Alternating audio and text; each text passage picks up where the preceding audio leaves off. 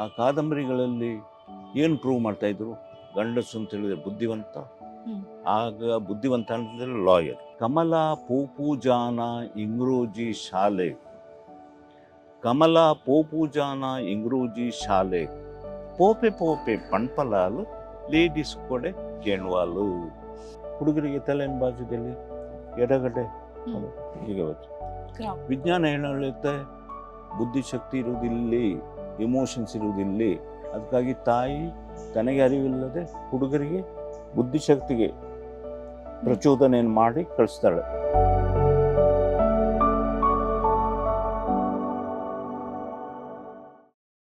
ನಮಸ್ಕಾರ. ನಮ್ಮ ಟೊರೊಂಟೊ ಟಿವಿಯ ಅಂಗಸಂಸ್ಥೆಯಾಗಿರುವಂತಹ ರೇಡಿಯೋ ಶೋರೂಮ್ಗೆ ನಿಮಗೆ ಆದರದ ಸ್ವಾಗತ. ನಾನು ನಿಮ್ಮ RJ ನಾಯನ.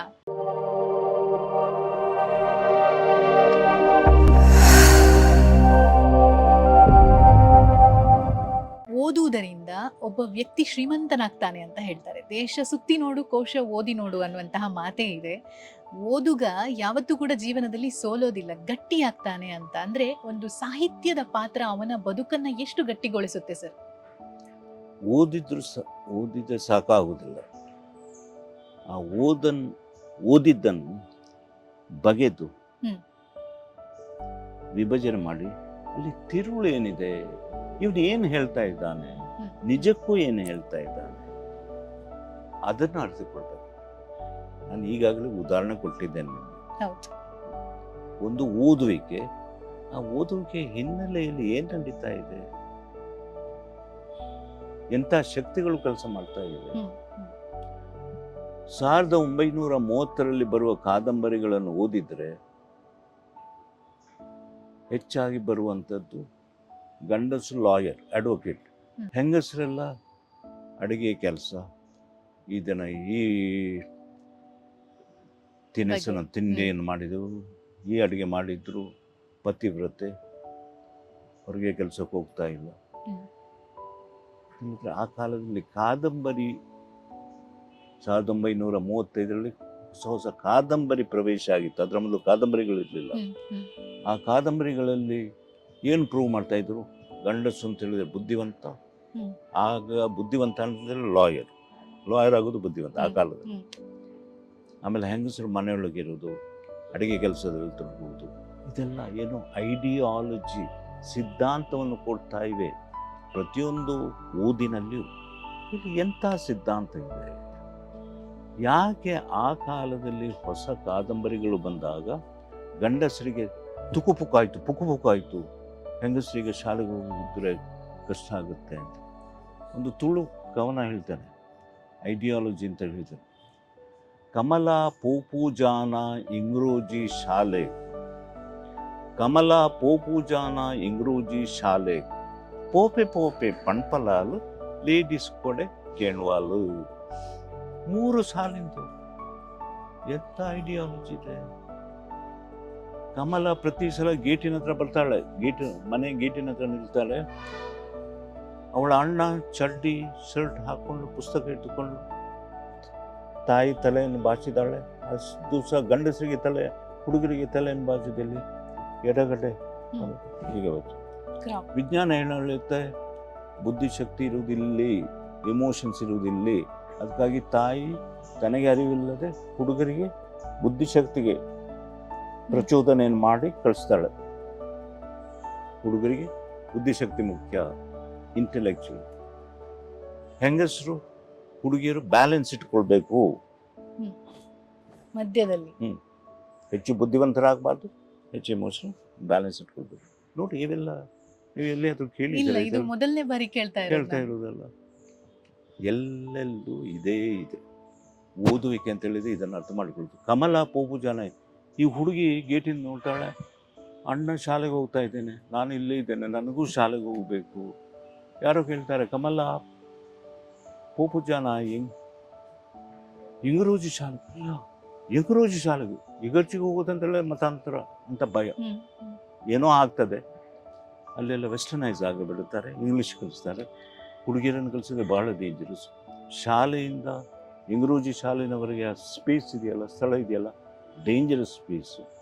ಈ ಹುಡುಗಿಯನ್ನು ಬೇರೆ ಹುಡುಗರು ನೋಡ್ಬಾರ್ದು, ಈ ಹುಡುಗಿ ಹುಡುಗರನ್ನು ನೋಡ್ಬೋದು. ಡೇಂಜರಸ್ ಕಮಲ ಪೋಪುಜಾನ ಎಂಗ್ರೋಜಿ ಶಾಲೆಗೆ ಈ ಹುಡುಗಿ ಹೇಳ್ದಾಗ ಪೋಪೆ எனக்கு போகுது ಖುಷಿ, ನನಗೆ ಹೋಗ್ಬೇಕಂತ ಆಸೆ ಇದೆ. ಪೋಪೆ ಪಣ್ಪಲಾಲು ಲೇಡೀಸ್ ಕೊಡೆ ಕೆಣ್ಪಾಲು. ಲೇಡೀಸ್ ಕೊಡೆಯನ್ನು ಒಬ್ಬಳು ಹುಡುಗಿ ಈಗ ಹಿಡಿದುಕೊಂಡು ಹೋದಾಗ ಅವಳ ದೇಹ ಅದರೊಟ್ಟಿಗೆ ಫ್ಯಾಷನ್ ಬರುತ್ತೆ. ಶಾಲೆಗೆ ಹೋಗೋದು ಅಂತ ಹೇಳಿದ್ರೆ ಲೇಡೀಸ್ ಕೊಡೆ ತಗೊಂಡು ಹೋಗೋ ಫ್ಯಾಷನ್ ಲೈಫ್. ಲೇಡೀಸ್ ಕೊಡೆ ಕೇಳ್ಬಾಳು ಅಂತ ಹೇಳಿದ್ರೆ ತಂದೆ ತಾಯಿಗಳಿಗೆ ಭಯ. ಇವಳು ಈಗಲೇ ಸ್ಟೈಲ್ ಪ್ರಾರಂಭಿಸಿದ್ಲು. ಕೊಡೆ ಹಿಡಿಯುವಾಗ ನೆಟ್ಟಿಗೆ ದೋಂಟಿ ಹಾಗೆ ನಡೆದು ಹೋಗುವುದಿಲ್ಲ. ಕೊಡೆ ಹಿಡಿದಾಗ ಅವಳ ದೇಹ ಆ ಕಡೆ ಈ ಕಡೆ ಹೋಗ್ತಾ ಇದೆ. ಇದೆಲ್ಲ ಡೇಂಜರಸ್ ಹುಡುಗಿ. ಒಂದು ಸಮಾಜದ ತಲ್ಲಣಗಳನ್ನು ಶಿಕ್ಷಣ, ಹುಡುಗಿಯರಿಗೆ ಶಿಕ್ಷಣ ಕೊಡುವ ಆ ಸಂದರ್ಭದಲ್ಲಿ ತಂದೆ ತಾಯಿಗಳಿರುವ ತಲ್ಲಣ ಅಂತ ಹೇಳಿದ್ರೆ ಅಂತ ಭಾವ. ಹಾವು ಸ್ಪರ್ಶಿಸಿದಾಗ ಅಂತ ಭಯ. ಹುಡುಗಿ ಏನು ಮಾಡ್ತಾಳೋ ಅಂತ ಭಯ. ಈ 3 ಸಾಲ ಹೇಳ್ಬಿಟ್ಟು ಓದೋದು ಅಂತ ಹೇಳಿದರೆ ಆ 3 ಸಾಲುಗಳು ಕವನದ ಹಾಡುವುದಲ್ಲ. ಈ 3 ಸಾಲುಗಳು ಏನೆಲ್ಲ ಅಡಗಿದೆ, ಏನೆಲ್ಲ ಭಯಗಳು ಅಡಗಿವೆ ತಂದೆ ತಾಯಿ. ಒಂದು ಸಮಾಜ ಯಾಕೆ ಕಂಪಿಸ್ತಾ ಇದೆ ಹುಡುಗಿಯರಿಗೆ, ಏನಾಗ್ಬೋದು, ಅವ್ರು ಶಾಲೆಗೆ ಹೋದ್ರೆ ಏನಾಗ್ಬೋದು, ಇಂಗ್ರೋಜಿ ಶಾಲೆಗೆ ಹೋದ್ರೆ ಏನಾಗ್ಬೋದು, ಅದರೆಲ್ಲ ಭಯಗಳು. ಇದನ್ನು ಓದುವಿಕೆ ಅಂತ ಹೇಳಿದ್ರೆ ಪುಸ್ತಕಗಳನ್ನು ಓದೋದಲ್ಲ, ಆ ಪದಗಳ ಹಿನ್ನೆಲೆಯಲ್ಲಿ ಪ್ರವರ್ತಿಸುವ ಐಡಿಯಾಲಜಿ, ಸಿದ್ಧಾಂತಗಳು. ಹಾಗೆ ಸರ್, ಈಗ ಮುಂದಿನ ಮಕ್ಕಳಿಗೆ ಓದೋದ್ರಲ್ಲಿ ಆಸಕ್ತಿಯನ್ನ ಹೇಗೆ ಮೂಡಿಸಬಹುದು ಅಂತ ಅನ್ಸುತ್ತೆ ನಿಮಗೆ? ಅವರು ಎಲ್ಲ ಮಕ್ಕಳು ಇಮಿಟೇಟ್ ಮಾಡೋದು. ತಂದೆ ತಾಯಿಗಳು ಏನು ಮಾಡ್ತಾರೆ ಅದನ್ನು ಇಮಿಟೇಟ್ ಮಾಡ್ತಾರೆ. ಮನೆಯಲ್ಲಿ ಒಂದು 10 ಪುಸ್ತಕ ಇದ್ದರೆ ಮಕ್ಕಳು ತಾನಾಗಿ ಹೋಗಿ ಪುಸ್ತಕಗಳನ್ನು ಓದಲಿಕ್ಕೆ ಪ್ರಾರಂಭಿಸ್ತಾರೆ. ನೀವು ಈ ಕಡೆ ಈಗ ಮನೆಗಳಿಗೆ ಹೋದ್ರೆ ಏನು ಕಾಣ್ತೀರಿ? ಹೆಚ್ಚು ಫೋಟೋಗಳೆಲ್ಲ ಇಲ್ಲ, ಒಂದೇ ಫೋಟೋ, ಅಪ್ಪ ಅಮ್ಮ ಮಕ್ಕಳ ಫೋಟೋ. ಆ ಫೋಟೋದಿಂದಾಗಿ ಎಂತ ನಮ್ಮ ಕುಟುಂಬ ನಾವು ಅನ್ಯೋನ್ಯರಾಗಿದ್ದೇವೆ, ಒಂದೇ ಫೋಟೋ. ಅದೇ ರೀತಿ ಒಂದು ಮನೆಯಲ್ಲಿ ಪುಸ್ತಕಗಳಿಟ್ಟುಬಿಟ್ರೆ ಆ ಪುಸ್ತಕ ಓದೋಣ. ಯಾವುದೇ ಮನೆಯಲ್ಲಿ ಔಷಧಿಯ ಬಾಟ್ಲಿಗಳನ್ನಿಟ್ಟರೆ,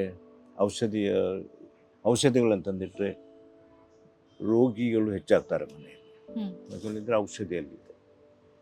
ಔಷಧಿ ಇಲ್ಲದಿದ್ದರೆ ಅವರಿಗೆ ನೆನಪೇ ಇಲ್ಲ, ರೋಗಗಳು ಬರುವುದೂ ಇಲ್ಲ. ಮತ್ತು ಏನು ಅವ್ರು ನೋಡ್ತಾರೋ, ಏನು ಕಾಣ್ತಾರೋ ಅದೇ ಪ್ರಭಾವ ಬೀರುತ್ತೆ. ಒಂದು ಒಳ್ಳೆಯ ಕುಟುಂಬವನ್ನು ಕಟ್ಟಬೇಕಾದ್ರೆ ಪುಸ್ತಕ ಓದಬೇಕಾಗಿಲ್ಲ.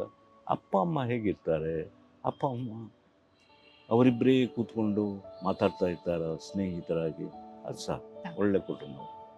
ಸರ್, ತಮಗೆ ಕನ್ನಡ ರಾಜ್ಯೋತ್ಸವ ಪ್ರಶಸ್ತಿ ಬಂದಂತಹ ಒಂದು ಸಂಭ್ರಮ ಹೇಗಿತ್ತು? ಆ ಕ್ಷಣಗಳು ನಿಮ್ಗೇನಾದ್ರೂ ನಿರೀಕ್ಷೆ ಇತ್ತಾ? ನನಗೆ 3 ವರ್ಷದಿಂದ ನನ್ನ ಹೆಸರು ಪ್ರಶಸ್ತಿಯ ಲಿಸ್ಟ್ನಲ್ಲಿ, ಪಟ್ಟಿಯಲ್ಲಿ ನನ್ನ ಹೆಸರು ಟಾಪ್ ಇರ್ತಾ ಇತ್ತು. ನನಗೆ ಅವ್ರು ಫೋನ್ ಮಾಡ್ತಾ ಇದ್ದಾರೆ, ನಿಮ್ಮ ಹೆಸರು ಟಾಪ್ ಇದೆ, ನಿಮಗೆ ಸಿಗುತ್ತೆ ಅಂತ. ಮೊದಲ ವರ್ಷ, ಅದೊಂದು 5 ವರ್ಷಗಳ ಹಿಂದೆ, ಸಂಜೆ 5 ಗಂಟೆಗೆ ಪ್ರಜಾ ಟಿವಿಯಲ್ಲಿ ನನ್ನ ಹೆಸರು ಪ್ರಶಾಂತ್ ಮಾಡ್ತಾವ್ ರಾಜ ಪ್ರಶಸ್ತಿ.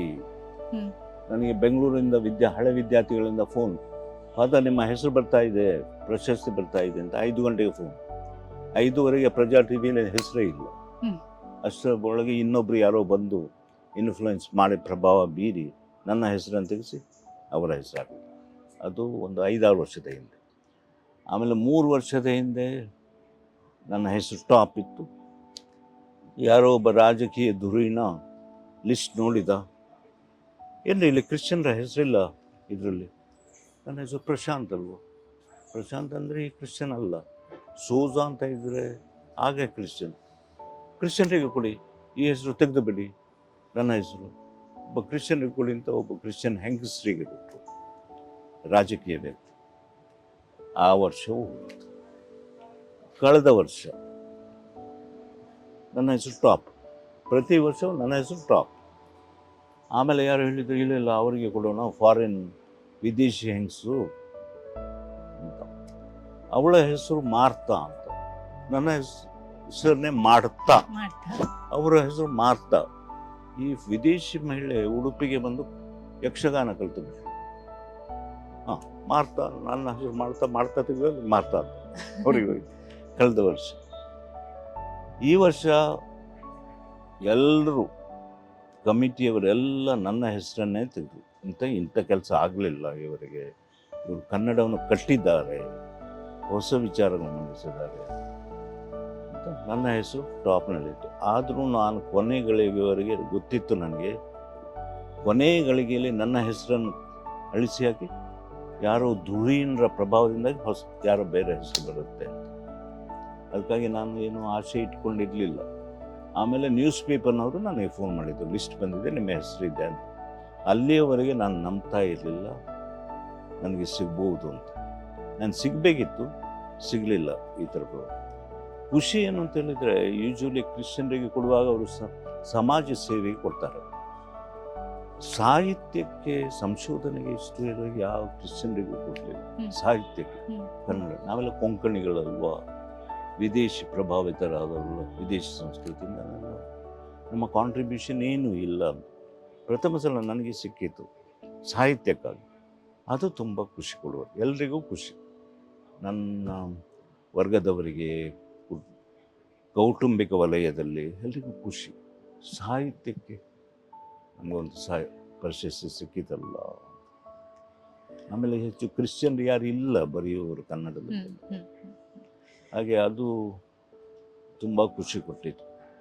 ನಾನು ಉಬ್ಬಿ ಹೋದೆ ಅಂತ ಹೇಳ್ತಾರಲ್ಲ, ಉಬ್ಬಿ ಹೋದೆ. ಇಲ್ಲ, ಅವರ ಸರಳತೆ ಎಷ್ಟರ ಮಟ್ಟಿಗೆ ಇದೆ ಅಂತಂದ್ರೆ, ಬಹುಶಃ ಅವರು ಉಬ್ಬೋದು, ಹಿಗ್ಗೋದು ಈ ಒಂದು ಜಾತಿಗೆ ಸೇರುವವರಲ್ಲ. ಜಾತಿ ಬಗೆಗಿನ ಅವರ ಒಂದು ನಿಲುವು ಕೂಡ ಅಷ್ಟೇ ಸ್ಪಷ್ಟವಾಗಿದೆ, ಒಂದು ಮನುಷ್ಯ ಜಾತಿ ಅನ್ನುವಂಥದ್ದು. ಅದೇ ಬಹುಶಃ ನಮ್ಮ ಸಮಾಜಕ್ಕೆ ಇವತ್ತಿನ ಅಗತ್ಯತೆ ಅನ್ನುವಂಥದ್ದು. ಸರ್, ಈಗ ಯಾರಿಗಾದ್ರೂ ಈಗ ಆಸೆ ಇರುತ್ತೆ ಕನ್ನಡ ರಾಜ್ಯೋತ್ಸವ ಪ್ರಶಸ್ತಿಯನ್ನು ನಾನು ತಗೋಬೇಕು ಅಂತ, ಅಂಥವ್ರು ಈ ಪ್ರೊಸೀಜರ್ಗಳನ್ನ ಫಾಲೋ ಮಾಡೋದಾದ್ರೆ, ಬೇರೆ ವಿಚಾರಗಳನ್ನ ಹೊರತುಪಡಿಸಿ ಕೇಳೋದಾದ್ರೆ ಏನ್ ಮಾಡ್ಬೋದು ಅಂತೀರ? ನಾನು ನನಗಾಗಿ ಪ್ರಶಸ್ತಿಗಾಗಿ ಅರ್ಜಿ ಹಾಕುವವನಲ್ಲ. ಆದರೆ ನನ್ನ ಸ್ನೇಹಿತ ವಲಯದವರು ಅವ್ರು ನನ್ನ ಇನ್ಫಾರ್ಮೇಷನ್ ಎಲ್ಲ ತಗೊಂಡು, ರೆಕಮೆಂಡೇಶನ್ ಕೊಟ್ಟು, ನನ್ನ ಎಲ್ಲ ಕೊಡುಗೆಗಳನ್ನು ಗಣಿಸಿ ಅವರೇ ಅಪ್ಲೈ ಮಾಡಿದ್ದು. ನನ್ನ ಸ್ನೇಹಿತ ವರ್ಗದಲ್ಲಿ ಅವರು 3-4 ವರ್ಷದಿಂದ ಅಪ್ಲೈ ಮಾಡ್ತಾ ಇದ್ದಾರೆ ನನ್ನ ಬಗ್ಗೆ, ನನಗೆ ಸಿಗಲೇಬೇಕು. ಆಮೇಲೆ ಈ ಕಮಿಟಿಯವರು, ಸೆಲೆಕ್ಟ್ ಕಮಿಟಿಯವರು ಹೇಳಿದರು, ನಿಮಗೆ ಸಿಗುತ್ತೆ, ಯಾಕಂದರೆ ನಿಮ್ಮ ಕಾಂಟ್ರಿಬ್ಯೂಷನ್ ಅಷ್ಟಿದೆ, ಇಂಥ ಕಾಂಟ್ರಿಬ್ಯೂಷನ್ ಬೇರೆ ಯಾರು ಮಾಡಲಿಲ್ಲ, ಥೆಸಾರಸ್ ಫಸ್ಟು, ಸಿಗಲೇಬೇಕು ಅಂತ ಅವ್ರು ಹೇಳ್ತಾ ಇದ್ರು. ಅದು ನನಗೆ ಮಾತ್ರ ನಂಬಿಕೆ ಇರಲಿಲ್ಲ. ಅಂತೇಳಿದರೆ, ನಾವು ಸಾಹಿತ್ಯದ ಕೆಲಸ ಮಾಡುವಾಗ, ಇಂಥ ಕೆಲಸ ಮಾಡುವಾಗ ನಾವು ಮೊದಲು ಪ್ರಶಸ್ತಿ ಬಗ್ಗೆ ಯೋಚಿಸೋದಿಲ್ಲ. ಪ್ರಶಸ್ತಿ ಬಂದಾಗ ಖುಷಿ ಆಗುತ್ತೆ, ಕುಣಿದಾಡುವಂತ ಅನ್ನಿಸುತ್ತೆ ಪ್ರಶಸ್ತಿ ಬಂದಾಗ. ಅಷ್ಟವರೆಗೆ ಅದರ ಬಗ್ಗೆ ನಾವು ತಲೆ ಕೆಡಿಸಿಕೊಳ್ಳೋದಿಲ್ಲ. ಪ್ರಶಸ್ತಿ ಸಿಕ್ಕಬೇಕು, ಅದು ಸಿಕ್ಕಿದಾಗ ಖುಷಿ. ನನ್ನ ಸ್ನೇಹಿತರಿಂದಾಗಿ ನನಗೆ ಈ ಪ್ರಶಸ್ತಿ ಸಿಕ್ಕಿತು, ಇಲ್ಲದ್ರೆ ಸಿಗ್ತಾ ಇರಲಿಲ್ಲ. ಪ್ರತಿ ವರ್ಷ ರಿಪೀಟೆಡ್ಲಿ ಅಪ್ಲೈ ಮಾಡ್ತಾ ಇರಬೇಕು ಮಾಡ್ತಾ ಇದ್ದೆ. ಹಾಗೆ ಸರ್, ಈಗ ತುಂಬಾ ಜನ ನಿಮ್ ತರ ಆಗ್ಬೇಕು ಅನ್ನೋರಿದ್ದಾರೆ, ಅಥವಾ ಸಾಹಿತ್ಯಕ್ಕೆ ಕ್ಷೇತ್ರಕ್ಕೆ ನಾವು ಸೇವೆಯನ್ನ ಸಲ್ಲಿಸಬೇಕು ಸಾಹಿತ್ಯ ಕ್ಷೇತ್ರಕ್ಕೆ ಅಂತ. ಅಂತವರಿಗೆ ಈಗ ಒಬ್ಬ ಸಾಹಿತಿ ಆಗ್ಬೇಕು ಅಂತಂದ್ರೆ ಏನೆಲ್ಲ ಅರ್ಹತೆ ಇರಬೇಕು? ಒಂದಿಷ್ಟು ಕಿವಿ ಮಾತನ್ನ ಹೇಳ್ಬೋದಾ?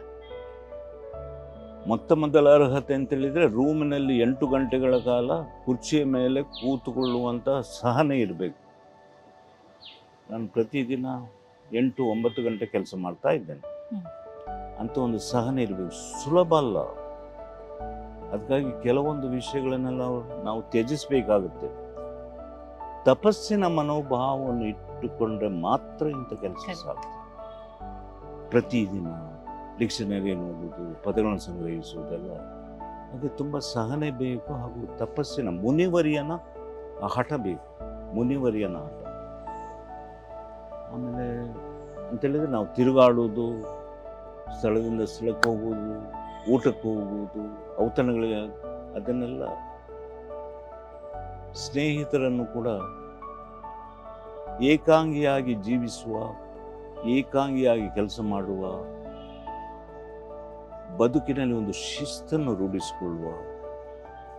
ಹಿಂದಿನ ಕಾಲದವರು ನಮ್ಮ ಹಿರಿಯರೆಲ್ಲ ಮಾಡಿದ ಶಿಸ್ತಿದೆಯಲ್ಲ, ಬೆಳಿಗ್ಗೆ ಎದ್ದು ತಣ್ಣೀರು ಸ್ನಾನ ಮಾಡೋದು, ಕೊಳದಲ್ಲಿ ಹೋಗಿ, ಆಮೇಲೆ ಹಠದಿಂದ ಕೂತ್ಕೊಳ್ಳೋದು, ಅಂಥದ್ದೆಲ್ಲ ಒಂದು ಶಿಸ್ತಿರಬೇಕು. ಆ ಶಿಸ್ತಿದ್ದರೆ ಮಾತ್ರ ಇಂಥ ಕೆಲಸ ಸಾಧ್ಯ. ತಪಸ್ಸಿನ ಶಿಸ್ತು ಇರಬೇಕು. ಓದುವಂಥದ್ದು, ಓದುವಂಥದ್ದು ಸಾಹಿತ್ಯದ ಇರಬೇಕು. ಓದು, ಓದುವುದರ ಜೊತೆಗೆ ಪ್ರತಿಯೊಂದನ್ನು ಇನ್ನೊಂದು ದೃಷ್ಟಿಯಿಂದ ನೋಡುವುದು, ಇನ್ನೊಂದು ದೃಷ್ಟಿಯಿಂದ. ಅದು ವಿಭಿನ್ನ ದೃಷ್ಟಿಕೋನ.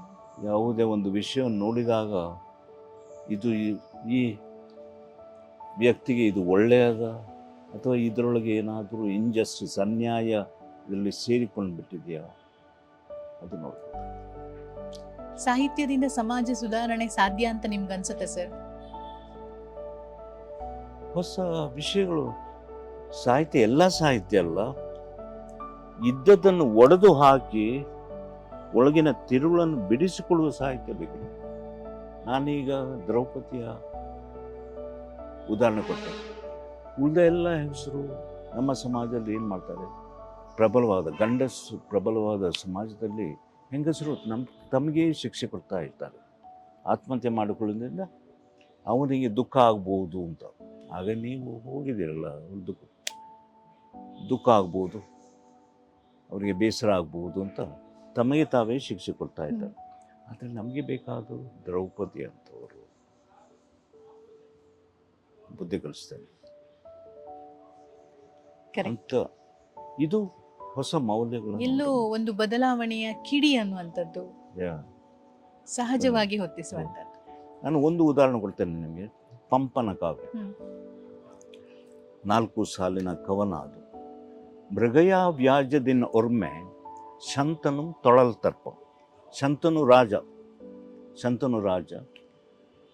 ಅವನ ಹೆಂಡತಿ ಅವನನ್ನು ಬಿಟ್ಟು ಹೋಗ್ತು. ಶಂತನು ರಾಜ ಗಂಗೆಗೆ ಕಾಣ. ಅವನಿಗೆ ಬದುಕು ಬೋರ್, ಹೆಂಡತಿ ಇಲ್ಲ, ಅರಮನೆಯಲ್ಲಿ ಇರು. ಅದಕ್ಕಾಗಿ ಮೃಗಯ ವ್ಯಾಜ್ಯ, ಬೇಟೆಗೆ ಹೋಗಬೇಕು ಅಂತ ಆಸೆ. ಮೃಗಯ ವ್ಯಾಜ್ಯ ತಿಳಿದ್ರೆ ಜಿಂಕೆಗಳನ್ನು, ಮೃಗಯ ಅಂತ ಹೇಳಿದ್ರೆ ಜಿಂಕೆಯನ್ನು ಹಿಡಿಬೇಕು, ಕೊಲ್ಲಬೇಕು ಅಂತ ಕಾಡಿಗೆ ಹೋಗ್ತಾ ಇದ್ದರು. ಮೃಗಯ ವ್ಯಾಜ್ಯದಿನವ್ರ ಮೇಲೆ ಚಂತನು ತೊಳಲ್ ತರ್ಪ, ತೊಳಲಾಡುತ್ತಿದ್ದ, ಬೋರ್ ಹಿಡಿದಿತ್ತು. ಪಳಂಚರಿಕೆ, ಸಡನ್ಲಿ, ಹಠಾತ್ ತನ್ನ ಮೃಗಶಾಭಾಕ್ಷ್ಯಂ ಕಂಡು ಕಂಪಂ ಸೂಸಿ, ಅವನಿಗೆ ಪರಿಮಳ ಬರಲಿಕ್ಕೆ ಪ್ರಾರಂಭ ಆಯಿತು. ಯಾರ್ದು? ಜಿಂಕೆ ಕಣ್ಣಿನ ಒಬ್ಬ ಹೆಂಗಸರ ಪರಿಮಳ ಬರಲಿಕ್ಕೆ ಪ್ರಾರಂಭ ಆಯಿತು. ಆಗ್ರಹಿಸಿದ ಪರಿಮಳ. ತನ್ ಮೃಗಶಾಭಾಕ್ಷ್ಯಂ ಕಂಡು ಮನವ ಸೋರುತ್ತು ಹೋಗಿ ಹೆಂಗಸನ್ನು ಹೋಗಿ ಕೈ ಪಿಡಿದು, ಹೋಗಿ ಸೀದಾ ಹೋಗಿ ಅವಳ ಕೈ ಹಿಡಿದು ಬಾ ಕೋಪಂ, ಬಾ ಹೋಗು ಅಂತ ಹೇಳಿದಾಗ ಹೆಂಗಸ ಹೇಳ್ತಾಳೆ, ಕೈ ಬಿಡಿಸಿ ಹೇಳ್ತಾಳೆ, ಬೇಡುವಡೆ ಎಮ್ಮಯ್ಯನಂ ಬೇಡಿರೆ. ಮಾರಾಯ, ಎಲ್ಲಿಂದೋ ಬಂದಿದ್ದಿ, ಬಾ ಪೋಪ ಅಂತ ಕೈ ಹಿಡಿತಾ ಇದ್ಯಾ, ಲೆಟ್ಸ್ ಗೋ, ಕಮ್, ಬಲ ಪೋಯ್. ಹಾಗೆಲ್ಲ ಆಗುವುದಿಲ್ಲ. ನಮಗೊಂದು ಸಮಾಜ ಇದೆ, ಒಂದು ಸಂಪ್ರದಾಯ ಇದೆ. ಒಬ್ಬ ಹುಡುಗ ಗಂಡಸು ಬಂದು ಬಾ ಪೋಪಂ ಅಂತ ಕೈ ಹಿಡಿದು ಹೋಗೋದು ವಿವಾಹ ಅಂತ ಹೇಳಿದ್ರೆ ಅದಲ್ಲ. ಬೇಡುವಡೆ ಎಮ್ಮಯ್ಯನಂ ಬೇಡಿರೆ. ನಾನು ನಿನಗೆ ಬೇಕಾ, ಅಪ್ಪನ ಹತ್ರ ಹೋಗಿ ಪರ್ಮಿಷನ್ ಕೇಳು, ಡ್ಯಾಡಿನ ಪರ್ಮಿಷನ್ ಬೋಡು, ಒಟ್ಟಾರೆ ಕೈ ಹಿಡಿದು ಹೋಗುವುದಿಲ್ಲ. ಇಡೀ ಸಮಾಜದ ಸಂಪ್ರದಾಯ ಹೇಗೆ ಒಂದು ಸಮಾಜಕ್ಕೆ ಮುಖ್ಯ ಅಂತ ಹೇಳಲಿಕ್ಕೆ ದೊಡ್ಡ ದೊಡ್ಡ ಪ್ರಬಂಧ ಬರೀಲಿಲ್ಲ. ಒಂದು ಸಾಲು, ಬಾ ಪೋಪಂ ಎಂದಂಗೆ ಬೇಡುವಡೆ ಎಮ್ಮಯ್ಯನಂ ಬೇಡಿರೆ. ನಿಮಗೆ ವ್ಯಾಲ್ಯೂಸ್ ಎಲ್ಲಿಂದ ಬರುವುದು? ಇಂಥ ಮಾತುಗಳಿಂದ. ಯಾರೋ ಒಬ್ಳು ಹುಡುಗಿ ಹೇಳ್ತಾ ಇದ್ದಾಳೆ ರಾಜನಿಗೆ, ಇದೆಲ್ಲ ಫ್ರೀ ಸೆಕ್ಸ್ ಅಲ್ಲ, ಇದು ಬಾಪೋಪಮ್ ಅಲ್ಲ, ಬಲ ಪೋಯಿ ಅಂತ ಅಲ್ಲ, ಕಮ್ ಲೆಟ್ಸ್ ಗೋ ಅಂತ ಹೇಳಿದ್ರೆ ಆಗುವುದಿಲ್ಲ. ಬೇಡುವಡೆ ಅಮ್ಮಯ್ಯ, ನಮ್ಮ ಅಪ್ಪನ ಪರ್ಮಿಷನ್ ಬೇಕು. ಇದು ಸಂಸ್ಕೃತಿ, ಸಂಪ್ರದಾಯ. ಒಂದು ಸಂಪ್ರದಾಯ, ಆಚಾರ ಹೇಗೆ ಒಂದು ಸಮಾಜಕ್ಕೆ ಮುಖ್ಯ ಅಂತ ದೊಡ್ಡ ಪುಸ್ತಕ ಬರಬೇಕಾಗಿಲ್ಲ, ಒಂದು ಸಾಕು. ಅದು ಸಾಹಿತ್ಯದ ಒಂದು ಸೌಂದರ್ಯ. ಹಾಗೆ ನೀವು ಪ್ರಕೃತಿಯೇ ನಿಮ್ಮ ಸಾಹಿತ್ಯಕ್ಕೆ ಸ್ಫೂರ್ತಿ ಅಂತ ಹೇಳ್ತಾ ಇದ್ರಿ. ಸುಳ್ಯದ ಪರಿಸರದಲ್ಲಿರುವಂತಹ ನೀರು. ಹೊಳೆಗಳು ಅಂತ. ಆದ್ರೆ ವ್ಯಕ್ತಿಗಳ ಒಂದು ವಿಷಯಕ್ಕೆ ಬಂದ್ರೆ ಯಾರಾದ್ರೂ ಒಬ್ಬ ಸಾಹಿತಿ ನಿಮ್ಮನ್ನ ಹೆಜ್ಜೆ ಹೆಜ್ಜೆಗೂ ಕಾಡುವಂತದ್ದು ಅಂತ ಅನಿಸಿದ್ಯಾ ನಿಮ್ಗೆ? ಒಬ್ಬ ವ್ಯಕ್ತಿ ಅಲ್ಲ, ಒಂದು ಪ್ರಾಣಿ, ಹಲ್ಲಿ. ಪ್ರಾ- ಹಲ್ಲಿ, ಜೀವಿ. ಗೋಡೆ ಮೇಲೆ ಇರುವಂತ ಹಲ್ಲಿ ಹಲ್ಲಿ. ಇದೆಯಲ್ಲ, ಹಲ್ಲಿಯನ್ನು ನೋಡಿದ್ದೀರಾ ನೀವು? ಹಲ್ಲಿಯನ್ನು, ಚಿಕ್ಕ ಹಲ್ಲಿಯನ್ನು ದೊಡ್ಡ ಹಲ್ಲಿ ಅಟ್ಟಿಸಿಕೊಂಡು ಬರ್ತಾ ಇರುತ್ತೆ. ದೊಡ್ಡ ಹಲ್ಲಿ ಚಿಕ್ಕ ಹಲ್ಲಿಯನ್ನು, ಆ ಚಿಕ್ಕ ಹಲ್ಲಿ ಏನು ಮಾಡುತ್ತೆ, ತನ್ನ ಬಾಲವನ್ನು ದೊಡ್ಡ ಹಲ್ಲಿಗೆ ಬಿಟ್ಟು ಕೊಡುತ್ತೆ. ಹ್ಮ್. ಆ ಬಾಲ ತನ್ನಿಂದ ಕಟ್ಟಾಗುತ್ತೆ, ಎಳೆದಾಗ ಕಟ್ಟಾಗಿ ಬಿಡುತ್ತೆ. ಹ್ಮ್, ಹ್ಮ್. ಚಿಕ್ಕ ಹಲ್ಲಿ ಎಂತ ಟ್ಯಾಕ್ಟಿಸ್ ಬಳಸ್ತದೆ, ನಿನಗೆ ಬೇಕಾದ್ದು ನನ್ನ ಬಾಲ ಅಲ್ವೋ, ಹ್ಮ್. ತಗೊಂಡು ಬಾಲ ತಗೊಂಡು ಹೋಗು, ಹ್ಮ್. ಮುಗೀತು. ಬದುಕಿನಲ್ಲಿ ನಾವು ಹೀಗಿರ್ಬೇಕು. ಕೆಲವರಿಗೆ ನಮ್ಮ ಬಾಲ ಬೇಕು, ಬಾಲವನ್ನು ತಗೊಂಡು ಹೋಗಲಿ, ನನ್ನಷ್ಟಿಗೆ ಇಷ್ಟ. ಅದಕ್ಕಾಗಿ ಹಲ್ಲಿ ನನ್ನ ಆದರ್ಶ ಬದುಕಿನಲ್ಲಿ. ಎಷ್ಟೋ ವರ್ಷಗಳ ಕಾಲ ಆ ತಪಶ್ಚರ್ಯ ಜೀವನವನ್ನು, ಏಕಾಂಗಿ ಜೀವನವನ್ನು, ಹಠ ಹಿಡಿದು ಮಾಡೋ ಕೆಲಸವನ್ನು 4 ಜನರು ಗುರುತಿಸಿದ್ರು. ಪ್ರಶಾಂತ್ ಮಾಡ್ತಾ ಯಾರು ಅಂತ ಗುರುತಿಸಿದ್ರು, ನನ್ನ ಕೆಲಸವನ್ನು ಗುರುತಿಸಿದ್ದು ಅಂತ ಹೇಳುವಾಗ ಹೃದಯ ತುಂಬ ಹಗುರ ಆಗಿಬಿಡುತ್ತೆ, ತುಂಬ ಸಂತೋಷ ಆಗುತ್ತೆ. 4 ಜನರು ಗುರುತಿಸಿದ್ರಲ್ಲ, ಈಶ್ವರೇ ನಾನು ಏಕಾಂಗಿ ರೂಮ್ನಲ್ಲಿದ್ದೆ, ಈಗ 4 ಜನರು ಗುರುತಿಸಿದ್ರು ಅಂತ ಹೇಳುವಾಗ ನ್ಯಾಚುರಲಿ ಸಂತೋಷ ಆಗಿಬಿಡುತ್ತೆ ಅಲ್ಲ. ಇನ್ನೂ ಹಾಗೆ ಮಾಡೋಣ ಅಂತ ಒಂದು ಹುಮ್ಮಸ್ಸು ಬರುತ್ತೆ, ಖುಷಿ ಆಗುತ್ತೆ. ಜನರು ಗೌರವಿಸುವಾಗ, ಪೇಟ ಹಾಕುವಾಗ, ಶಾಲ್ ಹಾಕುವಾಗ, ಹಣ್ಣು ಕೊಡುವಾಗ ತುಂಬ ಖುಷಿ ಆಗುತ್ತೆ. ಭಾಷೆಯನ್ನ ಉಳಿಸ್ಬೇಕು ಅಂತಂದ್ರೆ ಏನ್ ಮಾಡ್ಬೇಕು ಅಂತ ನಿಮ್ಗೆ ಅನ್ಸುತ್ತೆ? ಅದು ಯಾವುದೇ ಭಾಷೆ ಇರ್ಬೋದು, ಕನ್ನಡ ಇರ್ಬೋದು, ನೀವು ಸೇವೆಯನ್ನ ಸಲ್ಲಿಸಿರುವಂತಹ ಒಂದು ಕೊಂಕಣಿ ಭಾಷೆ ಇರ್ಬೋದು. ಈ ಎಲ್ಲ ಭಾಷೆಗಳ ಒಂದು ಉಳಿವಿನ ಪ್ರಶ್ನೆಗೆ ಬಂದಾಗ ಏನ್ ಹೇಳ್ತೀರಿ ಸರ್? ಕೊನೆಯದಾಗಿ ಒಂದು ಕಿವಿಮಾತು. ಭಾಷೆಯಿಂದ ನಾಶ ಆಗುವುದಿಲ್ಲ, ಅದನ್ನು ನೀವು ಮಾತಾಡದೇ ಇರ್ಬೋದು, ಆದರೂ ಕೊನೆ ಗಳಿಗೆಯಲ್ಲಿ ಸಾವಿನ ಸನ್ನಿಧಿಯಲ್ಲಿ ನೀವು ನಮ್ಮ ಮಾತೃಭಾಷೆಯಲ್ಲೇ ಮಾತಾಡೋದು. ಕೊನೆ ಮಾತೃಭಾಷೆ ಬಂದಿರುತ್ತೆ. ಯಾಕೆಂತ ಹೇಳಿದರೆ ಪ್ರತಿಯೊಂದು ಭಾಷೆ, ಮಾತೃಭಾಷೆ ಅಂತ ಹೇಳಿದರೆ ಸುಪ್ತ ಪ್ರಜ್ಞೆಯ ಭಾಷೆ, ಉಳಿದದ್ದೆಲ್ಲ ಆರ್ಟಿಫಿಷಿಯಲ್ ಭಾಷೆ, ತೋರಿಕೆಗಾಗಿ, ಹೆಮ್ಮೆಗಾಗಿ. ಇಂಗ್ಲೀಷೆಲ್ಲ ಮಾತಾಡೋದು ತೋರಿಕೆಗಾಗಿ, ಹೆಮ್ಮೆಗಾಗಿ. ಮಾತೃಭಾಷೆ ಅಂತ ಹೇಳಿದರೆ ನಮ್ಮ ರಕ್ತದಲ್ಲೇ DNA ಒಟ್ಟಿಗಿರುವಂಥದ್ದು, ತಾಯಿಯ ಮೊಲೆ ಹಾಲಿನೊಂದಿಗೆ ನಾವು ಕಲಿತ ಭಾಷೆ, ಅದು ತಾಯಿಯ ಮಡಿಲಲ್ಲಿ ಕಲಿತ ಭಾಷೆ, ಅದು ನಮ್ಮ ಸುಪ್ತ ಪ್ರಜ್ಞೆಯಲ್ಲಿ ಸೇರಿಸೋದು. ಯಾವ ಭಾಷೆಯೂ ಅಷ್ಟು ಸುಲಭವಾಗಿ ನಾಶವಾಗುವುದಿಲ್ಲ, ಹೆಚ್ಚಿನ ಭಾಷೆಗಳು ಸುಲಭ. ಆ ಮನುಷ್ಯರು ನಶಿಸಿ ಹೋದಾಗ ಭಾಷೆಯು ನಶಿಸಿ ಹೋಗುತ್ತೆ. ಏಲಿಯನೇಟೆಡ್, ತಮ್ಮ ಸಂಸ್ಕೃತಿಯಿಂದ ದೂರ ಸರಿ. ಯಾರು ಸಂಸ್ಕೃತಿಗೆ ಆಪ್ತರಾಗಿರ್ತಾರ, ಸಾನ್ನಿಧ್ಯದಲ್ಲಿರ್ತಾರ, ಸನಿಹದಲ್ಲಿರ್ತಾರೋ ಅವರಲ್ಲಿ ಒಂದು ಡೆಪ್ತ್ ಇರುತ್ತೆ, ಒಂದು ಆಳವಾದ ಮನೋಭಾವ ಇರುತ್ತೆ, ಒಂದು ಶಿಸ್ತು ಇರುತ್ತೆ. ಯಾಕೆಂದರೆ ನಿಮ್ಮ ಸಂಸ್ಕೃತಿಗೆ ನೀವು ಬದ್ಧರಾಗಿದ್ದೀರಿ. ಭಾಷೆ ನಿಮಗೆ ಅದನ್ನು ತಳಹದಿಯನ್ನು ಕೊಡುತ್ತೆ, ಗಟ್ಟಿಯಾದ ತಳಹದಿಯನ್ನು ಕೊಡುತ್ತೆ. ಏಕಾಂಗಿಯಾಗಿ ಕಳೆಯುವುದು ತಪಸ್ಸು ಅಂತೆಲ್ಲ ಹೇಳಿದ್ರಿ. ಇದಕ್ಕೆ ಮನೆಯವರ ಸಪೋರ್ಟ್ ಕೂಡ ಬೇಕಿರುತ್ತೆ. ಅವರ ಸಪೋರ್ಟ್ ಇಲ್ಲದೆ ಯಾವುದು ಕೂಡ ಆಗೋದಿಲ್ಲ. ಫ್ಯಾಮಿಲಿ ನಮಗೆ ಮನೆಯವರು ಎಲ್ಲಿದ್ದಾರೆ ಅಮ್ಮ? ಫ್ಯಾಮಿಲಿ ನಾವು ಫಾದರ್ಸ್ ಅಲ್ವಾ, ನಾವು ಪೂರ್ವಾಶ್ರಮ ಬಿಡ್ತೇವೆ, ಕುಟುಂಬದವ್ರಿಗೆ ಹೆಚ್ಚು ಸಂಬಂಧ ಇಲ್ಲ. ನಾವು ಫಾದರ್ಸ್ ಆಗ ನಾವು ಒಟ್ಟಿಗೆ ಇರುವಾಗ, ಫಾದರ್ಸ್ ಅಲ್ಲಿ ನಮ್ದು ಸಹಜೀವನ ಇಲ್ಲಿ ಫಾದರ್ಸ್ ಮಾತ್ರ, ಗಂಡಸರು ಫಾದರ್ಸ್ ಮಾತ್ರ. ಹಾಗೆ ಮನೆ ಪೂರ್ವಾಶ್ರಮಕ್ಕೆ ನಾವು ಗುಡ್ ಬೈ ಹೇಳಿ ಬಂದದ್ದು. ಅದಕ್ಕಾಗಿ ಹೆಚ್ಚು ಕಾಂಟ್ಯಾಕ್ಟ್ ಇರುವುದಿಲ್ಲ ನಮಗೆ ಕುಟುಂಬದವರೊಂದಿಗೆ. ನಿಮಗೆ ಆದರೆ ನಿಮ್ಮ ಕುಟುಂಬದವರು, ತಾಯಿ ತಂದೆ ಅವರೆಲ್ಲ ಇರ್ತಾರೆ, ನಾವು ಅದನ್ನೆಲ್ಲ ಬಿಟ್ಟು ಬಂದವರು. ಹಾಗೆ ಅಂದರೆ ನಮ್ಮ ಶಿಸ್ತುಬದ್ಧ ಜೀವನವಾದ ಕಾರಣ ನಮಗೆ ಬೇಕಾದಷ್ಟು ಸಮಯ ಇದೆ. ಹೆಂಡತಿ ಮಕ್ಕಳ ಬಗ್ಗೆ ಯೋಚನೆ ಮಾಡಬೇಕಾಗಿಲ್ಲ.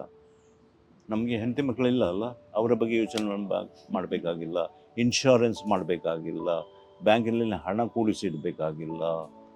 ಸೇವಾ ಮನೋಭಾವನೆ ಅನ್ನುವಂಥದ್ದು ಇಡೀ ಜೀವನದಲ್ಲೇ ಜೊತೆಗೆ ಬಂದ್ಬಿಟ್ಟಿರುತ್ತೆ, ವಾಪಸ್ ಕೊಡುವಂಥದ್ದು ಸಮಾಜಕ್ಕೆ. ನಾವು ಏನಿದ್ರು ಸಮಾಜ ಸೇವೆಯಲ್ಲಿ ಬೇರೆಯವರ ಒಳಿತಿಗಾಗಿ ಶ್ರಮ ಪಡುವವರು. ಹಾಗೆ ನಿಮಗಿರುವಂಥ ತಲೆಬಿಸಿಗಳೆಲ್ಲ ನಮಗಿಲ್ಲ. ನಿಮಗೆ ಬೇಕಾದಷ್ಟು ಸಮಯ ಇದೆ, ಹೆಂಡತಿಯ ಕಿರುಕುಳ ಇಲ್ಲ, ಮಕ್ಕಳ ತಲೆಬಿಸಿ ಇಲ್ಲ, ಅದೇನಿಲ್ಲ. ಅದಕ್ಕಾಗಿ ತಪಶ್ಚರ್ಯದ ಜೀವನ ನಡೆಸೋದು ಸುಲಭ ನಮಗೆ. ಇಂಥ ಕೆಲಸವನ್ನು ಮಾಡಲಿಕ್ಕೆ ಅದಕ್ಕೆ ಒಂದು ಸನ್ಯಾಸಿಯ ಮನೋಭಾವ ಇರಬೇಕು ಇಂಥ ಕೆಲಸಗಳಿಗೆ. ಇದು ನೀವು ಆಯ್ಕೆ ಮಾಡಿಕೊಂಡಂತಹ ಜೀವನ. ಹೌದು, ಎರಡು ರೀತಿಯ ಜನ ಇರ್ತಾರೆ. ಒಂದು ಅವರಿಗೆ ಏನ್ ಬೇಕು ಅದನ್ನ ಆಯ್ಕೆ ಮಾಡ್ಕೊಂಡು ಬದುಕುವವರು, ಇನ್ನೊಂದು ಸಮಾಜಕ್ಕೆ ಏನ್ ಬೇಕು ಅದರ ಹಿಂದೆನೆ ಹೋಗ್ತಾ ಹೋಗ್ತಾ ಕೊನೆಗೆ ನನಗೇನ್ ಬೇಕು ಅನ್ನೋದು ಅರ್ಥ ಆಗುವಾಗ ಜೀವನ ಮುಗಿದು ಹೋಗಿರುತ್ತೆ ಅಂತ. ಬಹುಶಃ ಅದರಿಂದ ಹೊರತಾಗಿ ಜೀವಿಸಿದಂತಹ ಒಬ್ಬ ವ್ಯಕ್ತಿಯ ಜೊತೆಯಲ್ಲಿ ನಾನಿವತ್ತು ಮಾತಾಡ್ತಾ ಇದ್ದೀನಿ. ಬಹಳ ಖುಷಿ ಆಗ್ತಾ ಇದೆ ನನಗೆ. ಇಷ್ಟೊತ್ತು ಮಾತಾಡಿ ಬಹಳಷ್ಟು ಮಾಹಿತಿಗಳನ್ನ ತಿಳ್ಕೊಂಡ್ವಿ. ಅವರ ಸಾಹಿತ್ಯದ ಒಂದು ಪಯಣದ ಬಗ್ಗೆ ಇರಬಹುದು, ಬದುಕಿನ ದಾರಿಯ ಬಗ್ಗೆ ಇರಬಹುದು, ಅವರು ಮಾಡಿದಂತಹ ಒಂದು ಸಾಧನೆಗಳ ಬಗ್ಗೆ ಇರಬಹುದು. ಎಲ್ಲದಕ್ಕಿಂತ ನಾನು ತೃಪ್ತಿಯಾಗಿದ್ದೀನಿ, ನನಗೆ ಖುಷಿ ಇದೆ ಈ ಜೀವನದಲ್ಲಿ ಅನ್ನುವಂತಹ ಅವರ ಮಾತುಗಳು ಮನುಷ್ಯನ ಜೀವನದ ಸಾರ್ಥಕತೆಯ ಬಗ್ಗೆ ಕೂಡ ಹೇಳ್ತವೆ ಅಂತ. ಸರ್, ಇಷ್ಟೊತ್ತು ನಮ್ಮ ಜೊತೆ ಬಹಳಷ್ಟು ವಿಚಾರಗಳನ್ನ ಸಾಹಿತ್ಯದ ಬಗ್ಗೆ ಹಾಗೆ ಶೈಕ್ಷಣಿಕವಾಗಿ ನಿಮ್ಮ ಜರ್ನಿಯ ಬಗ್ಗೆ, ನಿಮ್ಮ ಸಾಧನೆಯ ಬಗ್ಗೆ ಒಂದಿಷ್ಟು ಸ್ಫೂರ್ತಿದಾಯಕ ಮಾತುಗಳನ್ನ ನಮ್ಮ ಜೊತೆ ಹಂಚಿಕೊಂಡಿದ್ದಕ್ಕಾಗಿ ನಿಮಗೆ ನಮ್ಮ ಟೊರೊಂಟೊ ಟಿವಿ ಹಾಗೆ ಅದರ ಅಂಗಸಂಸ್ಥೆಯಾಗಿರುವ ರೇಡಿಯೋ ಶೋರೂಮ್ ಕಡೆಯಿಂದ ತುಂಬ ಹೃದಯದ ಧನ್ಯವಾದಗಳನ್ನ ಹೇಳ್ತಾ ಇದ್ದೀವಿ ಸರ್. ನಿಮಗೆಲ್ಲರಿಗೂ ನನ್ನ ಹೃತ್ಪೂರ್ವಕ ಕೃತಜ್ಞತೆಗಳು ಹಾಗೂ ಅಭಿನಂದನೆ. ನಮಸ್ಕಾರ.